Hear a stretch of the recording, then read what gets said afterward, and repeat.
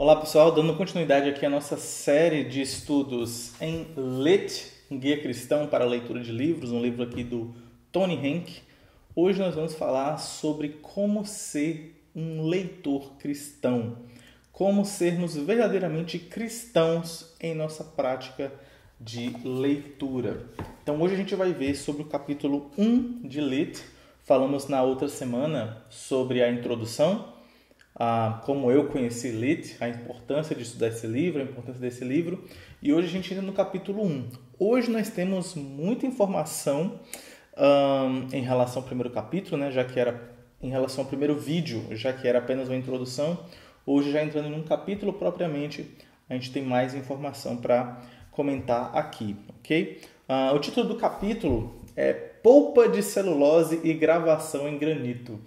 É um nome assim bem diferenciado, né? Quando eu li a primeira vez, eu até fiquei meio em dúvida do que significava isso, mas a ideia de polpa de celulose tem a ver com como os livros são produzidos, né?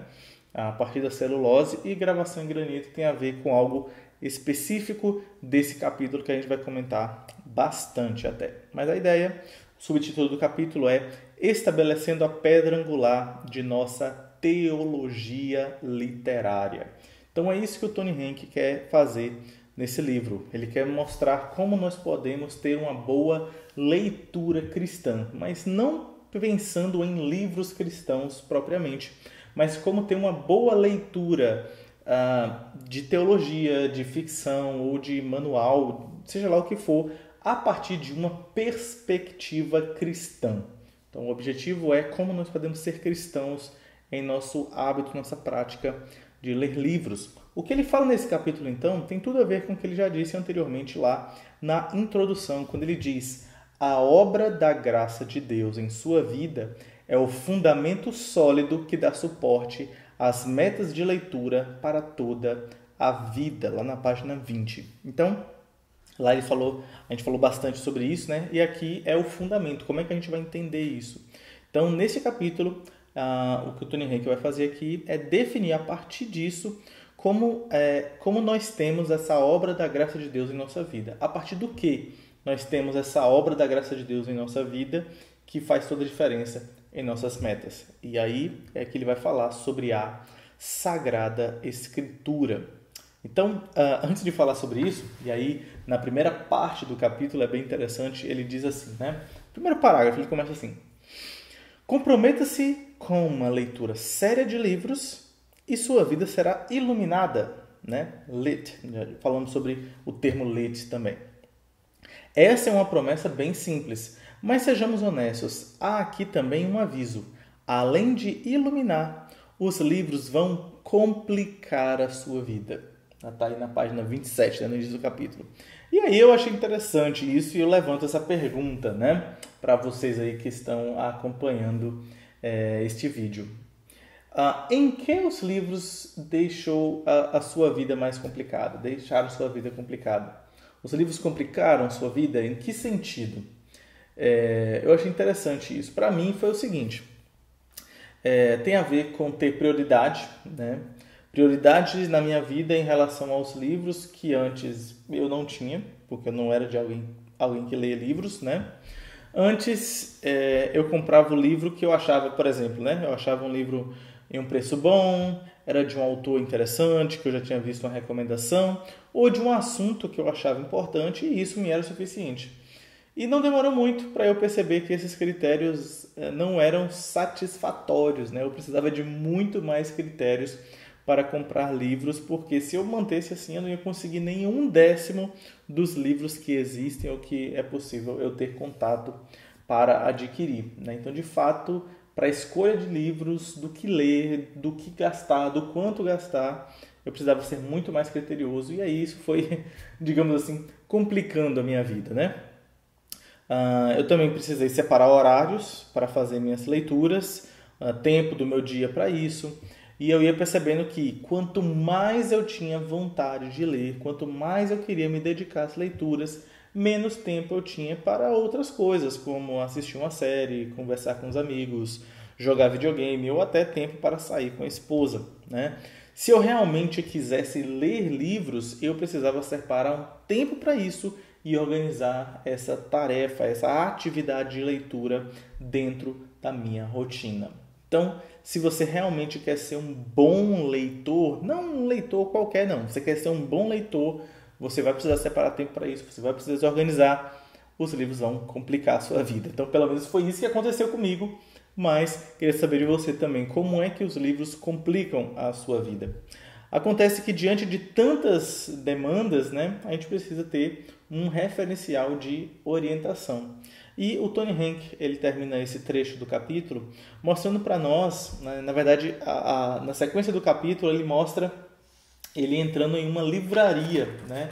E falando aqui, narrando sobre seus desafios, né? E na verdade ele faz isso com uma narrativa genial. É maravilhoso você começar o livro lendo isso aqui. Eu não vou ler para vocês. Quem não tem um livro, recomendo que assim faça, adquira, porque é realmente muito, muito gostosa a leitura. Mas ele relata ali, né, os desafios e eu não leio para vocês também porque não é um tipo de desafio que eu compartilho. Quando eu vou em uma livraria, infelizmente os livros são muito caros, ou eu não encontro o que eu tenho, ou talvez sou eu que sou muito sem graça, né? De qualquer forma, na conclusão desse trecho, o Tony Hank nos dá a divisão maior do livro. Então, aí ele mostra para nós que o livro é dividido em duas grandes partes. A primeira parte do livro vai do capítulo 1 ao 6, que lida com convicções bíblicas e teológicas acerca dos livros de leitura de livrarias. Então, essa primeira parte tem a ver com convicções bíblicas e teológicas. É basicamente a teologia da leitura, é o grande diferencial de Lit, né? O único que ele tem. E aí, do capítulo 7 ao 15, tem a ver mais com orientações práticas, dicas, né? De como escolhermos certos livros e como lê-los. Então, basicamente, nós temos aí essas duas grandes divisões, ok? Já seguindo mais adiante, ele então entra numa parte chamada Na Base do Acampamento. Nesse trecho, o Tony Hank, ele, de um jeito até bem literário, né? Porque ele escreve muito bem nesse sentido, ele narra pra gente o episódio do recebimento das tábuas da lei, da parte de Moisés, né? Mas recebendo ali para o povo. Eu não vou me deter muito ao relato que ele coloca, mas nesse ponto ele faz uma relação entre Deus, né? Deus sendo aquele que criou tudo pela sua palavra, aquele que inventou a linguagem e que deu boca ao homem, sendo um Deus que veio a falar, veio a escrever. Esse mesmo Deus que criou a linguagem, agora usa da linguagem para se comunicar com o homem. E ele escreve as leis, né? Nós temos os 10 mandamentos registrados na tábua e entregues ao povo mediante Moisés. E aí, queria ler um trecho aqui que é muito marcante. No final, o último parágrafo dessa parte, tá aí na página 31, ele diz o seguinte: mais tarde na história, muitos milhares de livros se dedicariam a falar sobre Deus, provando Deus, duvidando de Deus, explicando Deus, mas estas tábuas de pedra continham as palavras de Deus. O dia em que Deus correu a ponta do seu dedo sobre as tábuas de pedra foi o dia em que, para sempre, ele deu forma ao mundo da publicação de livros. Muito bem, esse parágrafo aqui eu fiquei pensativo sobre isso. Na verdade, assim, é um trecho que nos empolga, né? A gente lê isso aqui e pensa, uau, que legal, né? A primeira vez que eu li eu achei muito interessante. Só que eu fiquei muito impressionado, né? E a tendência é a gente achar, né? Poxa, realmente, é verdade, não tinha pensado dessa forma. Porém, eu tenho que dizer que essa afirmação aqui, a forma que ele coloca, ela é um pouco questionável. Principalmente a segunda parte, quando ele diz, né? O dia em que Deus correu a ponta dos seus dedos foi o dia que mudou a publicação do livro. Está dizendo que aquele dia, aquele ato, aquele episódio exatamente mudou a publicação de livros. Eu queria comentar um pouco mais sobre isso, porque outros amigos, outros colegas, outras pessoas que comentaram sobre Lit, que fizeram resenha, que fizeram estudos e tudo mais, eu não vi ninguém comentar sobre esse trecho específico, então eu gostaria de dar a minha contribuição, né? Então, a questão para nós é: o que as tábuas dos 10 mandamentos têm a ver com publicação de livros? Qual é a relação entre essas partes? E vamos lá. Uma coisa que a gente tem que entender, né? Ela pode significar, em um primeiro olhar, que ele está dizendo que Deus foi o primeiro a publicar um livro. Porque não havia publicação de livros quando Deus, entre aspas, publicou os 10 mandamentos, foi a primeira publicação. E depois os homens começaram a fazer o mesmo. Porém, não é nem necessário pesquisar muito para saber que já haviam escritos muito antes disso. O próprio Tony Henk vai datar esse episódio por volta de 1450 anos antes de Cristo, e há 2000 anos antes de Cristo já havia o escrito do episódio do Épico de Gilgamesh. Há 2.500 anos antes de Cristo, a Tábua da Lei Mesopotâmia. O próprio Egito, de onde o povo tinha saído, ele já tinha os seus escritos ali, inclusive alguns em tábuas de pedra, olha só. Muito semelhante, né? Então, os 10 mandamentos não foram os primeiros escritos, né? Então, isso aí já não é o caso. Outra coisa a se pensar é que pode significar que, a partir das tábuas da lei, o povo de Deus, não o mundo em geral, mas o povo de Deus passou a escrever sobre ele e sobre a história do povo, né? Numa pesquisa breve, que foi até onde eu pude fazer, eu não encontrei essa relação direta entre as tábuas e, por exemplo, o livro da Torá, né? Que foi o mais marcante assim, em termos de reconhecimento de palavras de Deus. Inclusive, pedindo ajuda e conversando com alguns especialistas, né? Pessoas já que são dedicadas a estudar nessa área de Antigo Testamento, de historiografia e tudo mais. Eles não veem essa relação entre os primeiros escritos bíblicos ou inspirados e a lei dos 10 mandamentos. Mas, de qualquer forma, não é a primeira vez que Deus se revela ao homem. Não é aqui que Deus veio a se revelar. Já havia sido revelado a Adão, né? Para Noé. Em Abraão, nós temos a aliança, né? Com Abraão.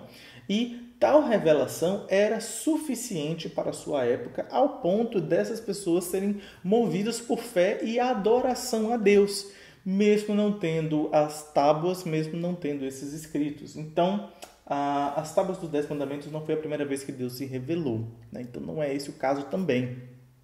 E ainda, pode significar que aquela revelação ela é diferente, a revelação das tábuas, né? Uma vez que não é um escrito de homens, mas é um escrito dado diretamente por Deus, pelo próprio dedo de Deus, né? Como diz a palavra. E, de fato, esse é um grande diferencial. Porém, aí está uma coisa interessante. Não são essas tábuas que se preservaram para nós hoje. Por acaso você tem acesso a essas tábuas? Você viu essas tábuas? Não foram elas que foram preservadas, né? Mas o próprio registro de Moisés a partir dela. Então, a gente não leu as tábuas, a gente leu o que Moisés leu nas tábuas, né? Deu para entender aí, né? Primeiro, porque tem alguns relatos bíblicos aqui, eu queria citar algumas coisas. Primeiro, Moisés quebrou as tábuas que ele recebeu. Lá em Êxodo 32, no versículo 19, é falado que quando ele viu o povo dançando e celebrando ali com um bezerro de ouro, ele ficou irado e ele arremessou as tábuas de pedra das suas mãos e quebrou, né, ao pé do monte. Deus mandou que ele preparasse novas tábuas. Lá em Êxodo 34 é falado que ele cortasse as tábuas, assim como as primeiras, e aparecesse lá que ele escreveria. Porém, o próprio Deus mandou Moisés escrever. Lá em Êxodo 34, versículos 27 e 28, o Senhor disse ainda a Moisés: escreva essas palavras. Depois de já ter falado, né, as palavras da aliança. Porque, segundo o teor dessas palavras, fiz aliança com você e com Israel. Moisés esteve ali 40 dias e 40 noites, não comeu pão, nem bebeu água, esteve ali de jejum, a fazer o quê? Escrevendo nas tábuas as palavras da aliança, as 10 palavras. Portanto, o que fica dessas tábuas, na verdade, é o que Deus falou com Moisés e o que Moisés registrou. E aí não é outra coisa.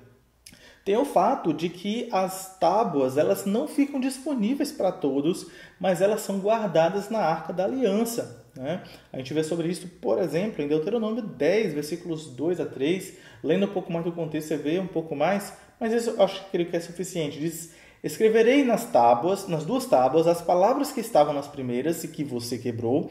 Depois você as colocará na arca. Assim eu fiz uma arca de madeira de acácia, cortei 2 tábuas de pedra, como as primeiras, subi o monte com as 2 tábuas na mão. E aí é falado então que as tábuas ficam guardadas na arca da aliança. Então não ficam disponíveis para o povo. Portanto, o que fica para nós mesmos a respeito dessas tábuas, a respeito da palavra de Deus, é o registro de Moisés, né? Que quando, depois de um tempo, né, a gente tem como um todo a Torá, que é recebido como palavra de Deus, nosso entendimento hoje mais claro, mais teológico, né, e sistematizado de palavra de Deus, foi algo que foi mais primeiramente ali recebido com a Torá, e depois a gente tem esse conceito que se abrange aos escritos inspirados posteriormente, como os profetas, outras literaturas, os homens inspirados por Deus, inclusive no Novo Testamento, né? Então, quando a Bíblia diz que foram homens que escreveram o que nós temos hoje como Escritura Sagrada, isso não torna menos autoritativo do que se fosse o próprio Deus nos dando diretamente, né? Pois homens santos escreveram movidos pelo Espírito Santo, mas foram movidos pelo Espírito Santo e não por qualquer interesse pessoal, né? Como está lá em 2 Pedro 1, 21.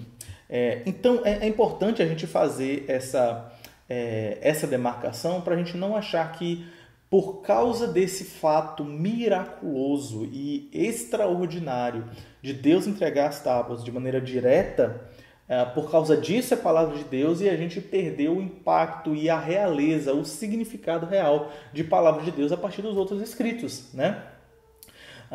Tudo que o Tony Henk atrela, né, nesse capítulo, na verdade é bem mais nesse capítulo, né?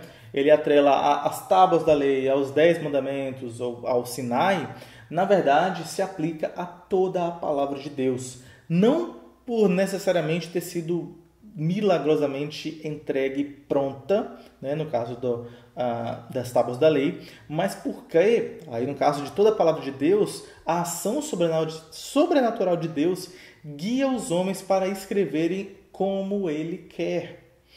O relato do dilúvio é tão palavra de Deus quanto os 10 mandamentos. Assim como é a palavra de Deus, Daniel na cova dos leões ou Jó conversando com seus amigos, assim como também os milagres de Jesus e as palavras do apóstolo Paulo. As letras vermelhas não são mais divinas do que as letras pretas, porque tanto uma como as outras, todas chegam a nós, nos é acessível através da preservação do texto sagrado. Então, quando a gente lê lá em 2 Timóteo 3, no versículo 16, que toda a Escritura é inspirada por Deus, a gente não precisa ficar tentando encontrar quais são esses livros ou qual é a parte que é inspirada por Deus. Nós já temos a Bíblia Sagrada em sua totalidade e ela é inspirada. Então, eu creio que acaba sendo complicado quando a gente fecha muito a questão, deixa muito especificado nesse evento, com o risco de perder de vista o todo da palavra de Deus, né? Os meus comentários aqui, eles extrapolam o livro não entra nesses detalhes, inclusive de todo esse trecho o Tony Henk não apresenta não dá uma nota de rodapé, né? Ele coloca aqui uma nota de rodapé um pouco antes para comentar sobre o relato de Moisés recebendo a Arca da Aliança, né? Perdão, as tábuas da aliança, das leis. Mas não tem nenhum comentário sobre essa relação, a relação de leitura ou de escritos com as tábuas da lei. Então, de fato, não é uma coisa que ele se preocupou em defender, em firmar-se muito. Mas o meu objetivo aqui, eu achei importante para a gente não correr esse risco do mal entendido. Também tem o fato de querer dar a minha contribuição em distinção, né? Diferente do que contribuindo ainda mais do que já tem sido falado sobre Lit, porque eu não vi ninguém comentando a esse respeito. E também, algo que é importante a gente entender. Na continuação do capítulo, dá para a gente perceber que o que o Tony Henk faz aqui, na verdade, ele sempre está se referindo à palavra de Deus. A partir desse trecho, né? A partir dos 10 mandamentos, a partir das tábuas. Então ele usa as tábuas da lei como se fosse, na verdade, é como uma sinédoque, né? A sinédoque é uma figura de linguagem que a gente atribui ao todo citando uma parte, né? A gente cita apenas uma parte, né, de um todo para se referir ao todo, né? Então ele está falando apenas das tábuas da lei, como a palavra de Deus, mas na verdade ele quer se referir a toda a palavra de Deus, né? Então, da mesma forma, por exemplo, que é falar da lei de Deus, né, que é falar sobre toda a palavra de Deus, ou então quando Jesus fala dos salmos, né, quando ele quer se referir, na verdade, a todos os escritos.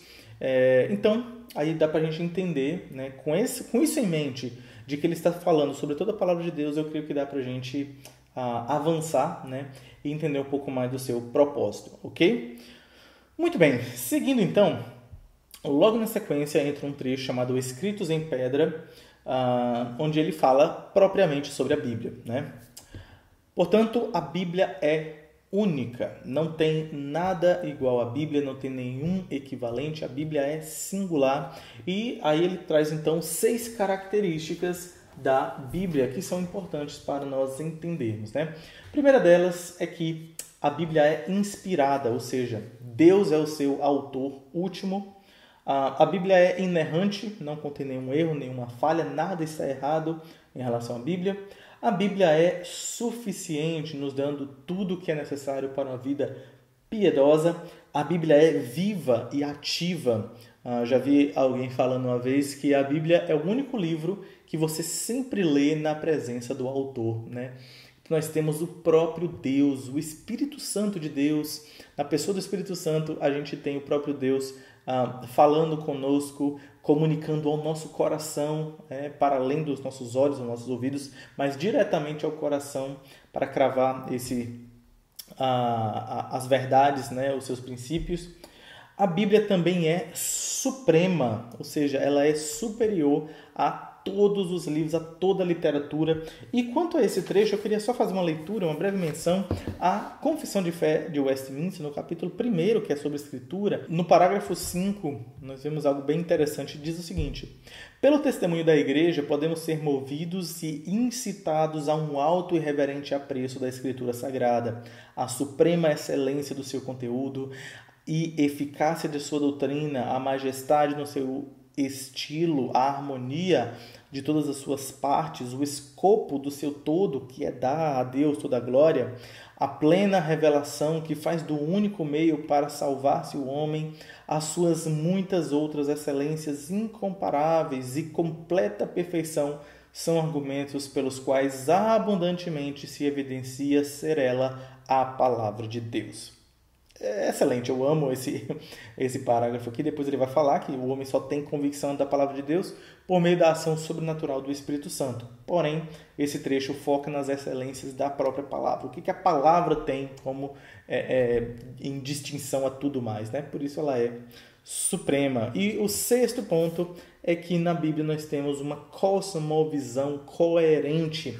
O que é cosmovisão? Cosmovisão, de maneira mais simples, tem a ver com visão de mundo. É como nós interpretamos, entendemos a realidade à nossa volta e percebemos a realidade. Então a Bíblia nos dá informação suficiente para fazermos essa interpretação e essa avaliação. Então, entendendo isso, como é que a Bíblia vai afetar a forma que eu leio, né? Se a Bíblia é isso tudo, como é que ela afeta a forma que eu leio Emílio Garófalo, David Foster Wallace, que eu leio Tolkien, Sêneca, Lewis, Dostoiévski, quase não sai, John Piper ou John Green? Como é que a Bíblia me ajuda nisso? E aí, o Tony Henk disse também, né, que nós lemos, está logo aqui na página 32, nós lemos livros imperfeitos à luz do livro perfeito, livros deficientes à luz do livro suficiente e livros temporários à luz do livro eterno. E ele diz ainda mais: a literatura de obra humana pode ser inspiradora, mas ela não é divinamente inspirada, não no sentido em que a escritura é inspirada. Eu acho interessante essa distinção que ele faz aqui, porque a inspiração é um termo muito comum usado na área da literatura, usado para escritores, mas é um termo muito próprio na teologia, né? Inspirado não significa que a pessoa estava motivado.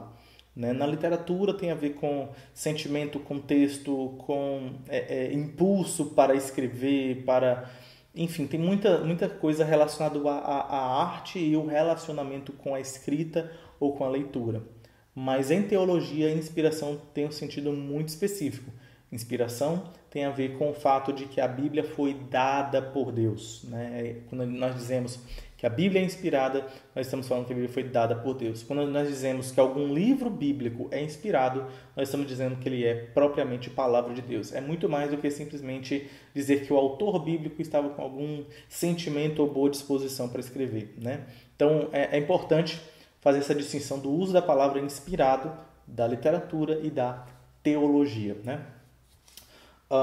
Seguindo aqui, ok. A literatura feita por homens pode ser capacitada pelo Espírito Santo a encarnar a verdade bíblica, mas ela nunca saiu da boca de Deus. A literatura, como realização humana, pode conter a verdade, bondade, beleza, mas também é falível, imperfeita e de valor passageiro. Então aqui, o seu objetivo, né, o objetivo dele é mostrar a superioridade da palavra de Deus. Porém, talvez alguém se pergunte, né, se o valor dos livros ou a importância dos livros, para que é importante ler algum livro se eu já tenho o livro perfeito, que é a Escritura Sagrada? Para que eu vou buscar valor, beleza, verdade em algum outro livro se eu já tenho o livro mais importante de todos, que é a Escritura Sagrada? Esse é um ponto importante, uma pergunta importante e vai ser mais desenvolvido posteriormente, né? O Tony Henk ainda diz assim, deixa eu ver aqui qual é o trecho. Tá, ele diz assim: a literatura como obra humana nos ajuda a vivermos com mais sabedoria ou a crescermos espiritualmente, mas somente a palavra inspirada por Deus é eterna. Então, a grande questão é que a gente precisa entender a superioridade, né? Ele está fazendo um comparativo e a Bíblia é superior a tudo. E aí, na última parte, isso já é a última parte aqui do capítulo, chamada Dois Gêneros, nós vemos o seguinte, ele começa dizendo: desde quando Moisés desceu daquela montanha com as duas tábuas. E aí já tem aquilo que eu falei, né? Na verdade não foi desde quando Moisés desceu, mas foi desde quando Deus escolheu se revelar, ou desde quando tivemos acesso à revelação de Deus, né? Mas enfim, toda a literatura se dividiu em dois gêneros. Ok, então eu acho esse trecho também muito interessante, né? Toda a literatura é dividida em dois gêneros. Se você ouvisse isso, né? Toda a literatura é dividida em dois gêneros. Quais são eles? Talvez você diria que seriam os livros cristãos e não cristãos. Talvez você diria que são os livros religiosos e os livros ateístas, os livros de literatura e os livros práticos, né? Os livros de ficção e não ficção. Será que seriam esses os grandes gêneros? E aí ele define para nós, de maneira muito simples, quais são esses dois gêneros. O gênero A é a Bíblia. A Bíblia. Unicamente a Bíblia. Quais são os livros do gênero A? É a Bíblia. Ok, talvez a gente possa dizer que são 66 livros, mas é unicamente a Bíblia. Escrita por Deus, através dos homens santos, né, conduzidos por Ele mesmo, totalmente inspirada, totalmente perfeita, autoritativa, totalmente suficiente. A Bíblia. E o gênero B? Se a gente tem a Bíblia de um lado, do gênero B, o outro lado a gente tem qual livro? Todos os outros demais livros. Os livros humanos, imperfeitos, contendo ali as suas falhas, né? E de fato, o que o Tony Henk faz aqui nessa divisão de gênero A e gênero B, quanto ao gênero B, ele só traz os seus problemas. Mas é interessante, a Bíblia ficar em um gênero específico talvez não te impressiona, né? A Bíblia é única, ok, talvez você acredite nisso. Se você é cristão, você acredita nisso. Mas o que me impressiona aqui é que a consequência disso, né? Se eu tenho apenas dois gêneros e em um gênero eu tenho a Bíblia, como consequência, todos os outros livros estão juntos em uma outra categoria. Você tem noção do que é isso? Você tem noção do que ficar tudo em uma mesma categoria? Por exemplo, Nicholas Sparks junto com John Owen? Ou você tem ideia do que ter Santo Agostinho ao lado de Dan Brown? Ou você ter o livro Graça, do Max Lucado, ao lado de Diário de um Banana? Porque como é que isso impressiona a gente, né? Mas sabe por que nos impressiona? Às vezes nos impressiona porque a gente confia muito nos autores, nossos autores preferidos, nossos teólogos preferidos, nossos pregadores. E talvez seja importante você já começar a pensar em quais autores são esses. Porque alguns autores a gente confia tanto, a gente lê com tanta boa vontade, com tanta aceitação, que a gente lê como se fosse propriamente palavra de Deus. Quase que a gente coloca ali aquele autor junto com a Bíblia. E a culpa não é do autor, a culpa é nossa, porque o autor sabe, quando ele escreve, que ele não é propriamente a palavra de Deus. Alguns colocariam ali, sei lá, talvez um autor muito querido aí, Tim Keller. Colocaria Tim Keller junto com a palavra de Deus, né? Mas eu duvido muito que Tim Keller ficaria feliz em ser comparado, né, com a palavra de Deus. Então, esse é o nosso grande problema. A gente não quer, a gente acha isso estranho, né, essa categorização, porque a gente não quer abrir mão dessa confiança, desse apego que a gente tem com certas personalidades. Outros colocariam, por exemplo, Hernandes Dias Lopes, junto com a categoria dos livros da Bíblia, né, com a própria Bíblia, inclusive os seus comentários, né? E não, isso não é um problema do Hernandes, isso é um problema dos seus leitores. Um outro problema é que a gente despreza muito os autores que talvez não sejam do nosso convívio, do nosso ciclo denominacional, do que a gente está acostumado, né? E a gente despreza e acha que ali não tem nenhuma verdade, quando, na verdade, a gente deve ver aquilo que é verdadeiro para além de quem fala. A gente vai aprender um pouco mais sobre isso ainda em Lit, né, mais à frente, mas esse é um tipo de coisa que a gente precisa ter cuidado, né, para não deixarmos o nosso olhar enviesado, da gente perder de vista o que está ali só porque é o autor. Às vezes a gente lê uma frase, nossa, que frase legal, quem foi que disse? Foi tal autor. Então não quero saber, despreza, já questiona e tudo mais. Porque a gente é muito mais movido por interesses pessoais, né? Por aquilo que a gente gosta, pelo aquilo que nós já estamos familiarizados, e perdemos de vista o que é principal, que é a palavra de Deus. E uma outra questão é que às vezes a gente não tem noção disso, né? A gente não tem noção da supremacia da palavra de Deus. A gente perde essa noção. E como leitores cristãos, o Tony Henk em Lit faz questão de nos trazer de volta aos fundamentos, ao que é primário em nosso exercício de fé como leitores. A gente precisa lembrar da supremacia da palavra de Deus como única. É óbvio que o Guia do Mochileiro das Galáxias não é a mesma coisa de Inteligência Humilhada, né? Porém, em comparação com a palavra de Deus, não só ambos, mas todos os outros demais livros são reduzidos a nada. E isso precisa ficar claro para nós. A supremacia da palavra de Deus. Porque senão, qual o risco que a gente corre de acabar se entregando aos livros, até mesmo em busca de uma certa espiritualidade e até mesmo perder de vista o nosso relacionamento com Deus, o nosso contato com a própria Escritura, enganando a si mesmo, achando que está sendo edificado, crescendo espiritualmente com a leitura de outros livros, ao invés de estar lendo as Escrituras, né? Então a gente precisa tomar muito cuidado com isso. E aí fica uma lição para nós, né?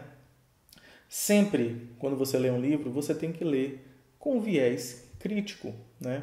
Você tem que perceber ali e sempre questionar se aquilo é verdade, se aquilo é verdadeiro, se aquilo é belo, se aquilo é bom, né? Você não deve aceitar tudo que está escrito e nem rejeitar tudo que está escrito só por causa do autor em questão. Todos nós, tanto autores como leitores, todos nós estamos debaixo de um mesmo Deus e estamos para sermos avaliados à luz da mesma palavra de Deus. Não esqueça desse princípio, porque esse é o princípio fundamental para sermos leitores cristãos, de fato. E, já chegando quase ao final, o Tony Henk então cita a Charles Spurgeon, né, para mostrar para nós que qualquer bom livro é como se fosse folhas de ouro, né? Mas só que a Bíblia é ouro sólido, é ouro puro. E nós não podemos, obviamente, abrir mão do ouro puro, sólido, para termos contato com aquele ouro imperfeito e incompleto, né? E como leitores cristãos devemos priorizar a leitura da Bíblia. Como é que a literatura humana é valorizada diante da sublime palavra de Deus? Se a palavra de Deus é tão excelsa, é tão magnífica, é maior e superior a qualquer outro livro, de que vale ter outros livros? Para que eu vou me gastar com outras literaturas? Não é melhor ler só a Bíblia? Bom, ele vai falar disso mais posteriormente, né? Mas o que permanece para nós é essa distinção e é o grande objetivo desse primeiro capítulo. O primeiro capítulo tem o objetivo de estabelecer esta pedra fundamental, a base, a partir de que nós vamos construir uma teologia da leitura, a partir de que nós vamos estabelecer nossas metas de livros, a partir de que nós vamos estabelecer quem nós somos como leitores. Nós vamos fazer isso a partir da palavra de Deus. E para essa especificação, essa definição da palavra de Deus como fundamento está bem claro para nós, precisa ser feita uma distinção. E é isso que o livro faz, né? Que a Bíblia seja, então, o centro da nossa vida e, necessariamente, né, que seja a Bíblia o centro da nossa vida de leitura. O meu desejo para você, como um leitor cristão, é que você tenha a Escritura como autoestima, como uma grande estima, porque, de fato, é maior e mais importante do que qualquer livro, né, que você possa ter contato. Por mais excelente, clássico, grandioso livro, edificante e tudo mais que você venha a ter contato, a Escritura é superior a todos os outros livros, a tudo mais. Isso deve ficar bem claro para você, né? E Lit é muito bom em nos lembrar a esse respeito. O próximo capítulo tem a ver com a realidade do pecado e do evangelho, como isso afeta a nossa vida de leitura. E a gente vai aprender bastante a esse respeito, né, com essas aplicações. Eu espero que esse vídeo tenha te ajudado. O meu objetivo é mantê-los como vídeos assim, longos comentários sobre a leitura, trazendo minhas impressões, algumas críticas, como foi o caso aqui, as minhas ponderações, talvez desenvolvendo um ponto ou outro que eu achei que seria importante desenvolver um pouco mais. E deixa nos comentários aí, né, o que você tem achado dessas leituras, desses vídeos comentados, ok? Eu vou ficando por aqui. Até uma próxima e tchau!